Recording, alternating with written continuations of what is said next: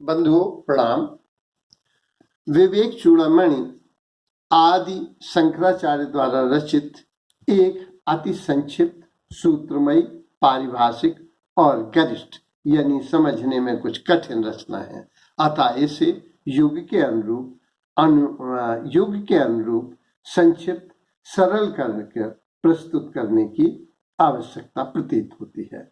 दूसरा, ज्ञानोपलब्धि की दृष्टि से यह एक अद्वितीय ग्रंथ है जिसमें अद्वैतवाद को समझाया गया है, आत्मा परमात्मा को समझाया गया है, ज्ञान और अज्ञान को समझाया गया है। इसमें साधन चतुष्टय की व्याख्या की गई है। इसमें ध्यान को, ब्रह्म को, जीव को, मोक्ष को, कैवल्य पद को, परम पद को श्रेष्ठ ढंग से समझाया गया है। किंतु यह भी जान लेना आवश्यक है, यह ग्रंथ उन लोगों के लिए है जो वानप्रस्थ में है या सन्यास की ओर है, जो आज की भाषा में कहें तो जो रिटायर्ड हो चुके हैं और मोक्ष या परम पद या कैवल्य को पाना चाहते हैं, उनके लिए यह ग्रंथ अमृत तुल्य है। अब है, शंकराचार्य ने अपने युग में धर्म की बहुत रक्षा की। सनातन धर्म दर्शन उन दिनों जैन दर्शन से, महावीर के वाक्यों से और बौद्ध दर्शन यानी महात्मा बुद्ध के वाक्यों से और साथ ही साथ तांत्रिकों या कापालिकों के प्रभाव में आ चुका था और वैदिक धर्म संकट में था। उस समय उन्होंने श्रेष्ठ युग प्रवर्तक का काम किया और उन्होंने जो ग्रंथ लिखे वे बड़े महत्वपूर्ण थे, जैसे ब्रह्म सूत्र, उपनिषद भाष्य, जैसे विष्णु सहस्त्र नाम गीता भाष्य और विवेक चूड़ामणि जैसे महत्वपूर्ण ग्रंथ लिखकर उन्होंने हिंदी साहित्य को और धर्म दर्शन को बहुत पुष्ट किया। ब्रह्म सूत्र तो उनकी श्रेष्ठतम रचनाओं में से एक है। वे जब भज गोविंदम गाते हैं तो वे लगते हैं बहुत बड़े भक्त हैं, और जब वे तर्कशास्त्री होते हैं अपने युग के मंडन मिश्र जैसे उद्भट विद्वान को हराकर अपना शिष्य बना लेते हैं। और जब भारती से प्रश्न होता है तो काम शास्त्र पर उन्होंने ऐसी मनीषा दी, ऐसा निष्कर्ष और निष्पत्ति दी जिसको आज के वैज्ञानिक भी यथावत स्वीकार करते हैं। तो वे अपने युग के श्रेष्ठ तर्कशास्त्री थे। उन्होंने 4 मठों की स्थापना की। उन्होंने वैदिक धर्म को जो बचाया उसके लिए वह अमृत तुल्य हैं और इतने महत्वपूर्ण हैं कि हिंदू धर्म के आज भी प्रमुख व्यक्ति को शंकराचार्य के नाम से ही संबोधित किया जाता है। विवेक चूड़ामणि का जो मंगलाचरण है वही आप में इतना महत्वपूर्ण है कि लगता है कि इस मंगलाचरण को देखकर ही हम लोग, जैसे इसमें लिखा सर्व वेदांत सिद्धांत गोचरम तम गोचरम गोविंदम परमानंदम सतगुरु प्रणतो अहम, यानी जो ब्रह्म अज्ञेय है, गुरु भी इस तथ्य को जानता है कि ब्रह्मवाणी का विषय नहीं है, लेकिन करुणावश वह अपने शिष्य को वेदांत के सिद्धांत वाक्यों द्वारा जनाया जाता है, समझाया जाता है, जबकि वह समझाया नहीं जा सकता। तो करुणावश ऐसा गुरु, जो कौन है ऐसे गुरु? गोविंद पाद, जो इनके गुरु थे शंकराचार्य के, वो ऐसे सदगुरु को ईश्वर का स्वरूप मानकर प्रणाम करते हैं। तो यही अपने में महत्वपूर्ण है। फिर अगला इन्होंने दिया कि सबसे पहले तो नर जन्म ही कठिन है, फिर पुरुष उसमें होना कठिन है, फिर ब्राह्मण होने पर वैदिक धर्म का अनुगामी होना, फिर विद्वान होना, ये सब ईश्वर की कृपा से प्राप्त होता है।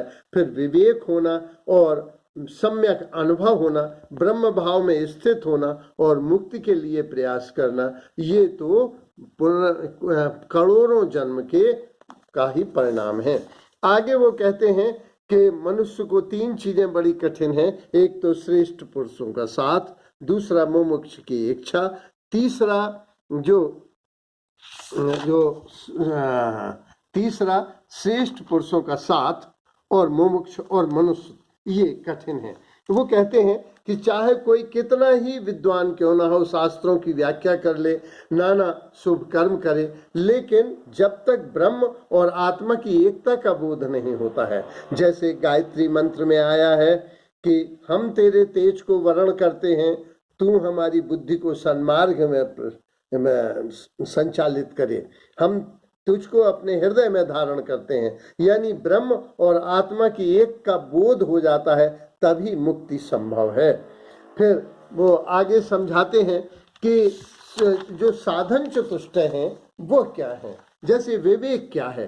विवेक वो बतलाते हैं कि विवेक जब सद और असत के प्रति, जब हम सद और असत के प्रति स्पष्ट दृष्टिकोण बन जाता है तो उसे हम विवेक कहते हैं। वैराग्य सुख और दुख के जो भोग में अनासक्त होना, भोग में विरक्त होना, यही महत्वपूर्ण है।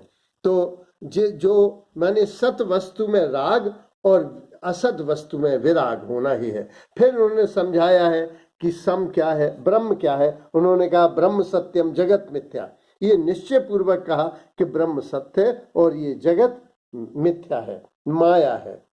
फिर इन्होंने बहुत अच्छा समझाया है कि वैराग्य क्या है, जो भोग्य वस्तुओं के प्रति घृणा ही वैराग्य है। फिर उन्होंने समझाया कि सम क्या है, अपने चित्त को लक्ष्य पर स्थिर कर देना ही सम है।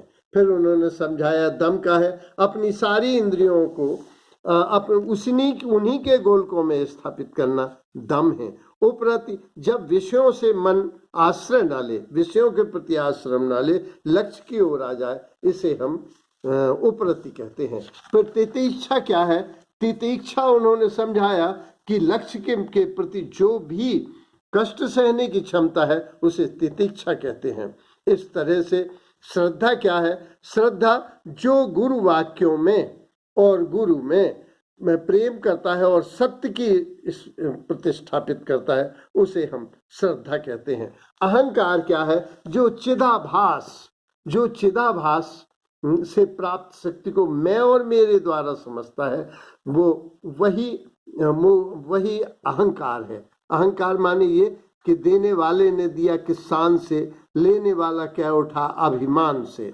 तो जब भगवान की चीजों को प्राप्त करने वाला व्यक्ति ये मानता है कि ये मेरी है, तो अहंकार का विकास हो जाता है।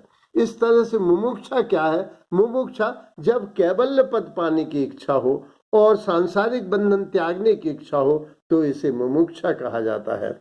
इस तरह से इन्होंने ये समझाया। और अद्वैत दर्शन के अनुसार भक्ति क्या है, वो कहते हैं अपने वास्तविक स्वरूप का अनुसंधान करना ही भक्ति है। तो इस तरह से इन्होंने जो समझाया बहुत अच्छा। आगे है कि ज्ञान पाने की इच्छा इन्होंने बताई कि कोई कैसे ज्ञान प्राप्त कर सकता है। सबसे पहले भोगों के प्रति त्याग की भावना हो, गुरु की शरणागत हो, गुरु पर श्रद्धा हो, गुरु के वाक्यों में और गुरु में श्रद्धा हो, और आचरण में ज्ञान उतरे और स्वयं प्रयास करे। यानी महात्मा बुद्ध ने कहा था अपदीपो भव, बाइबल में आया सीकिंग दाई सेल्फ, अपने को खोजो, माने अब तुमको ही चलना पड़ेगा। जैसे औषधि पान करने पर ही लाभ होता है, औषधि की चर्चा करने से लाभ नहीं होता। इन्होंने बताया कि आचार्य ने बतलाया कि जो ज्ञान से दुखों की निवृत्ति होती है, अगर हमें सही ज्ञान हो जाए, विवेक हो जाए और वैराग्य हो जाए, ज्ञान हो जाए, तो हमारे सारे दुख दर्द समाप्त हो सकते हैं।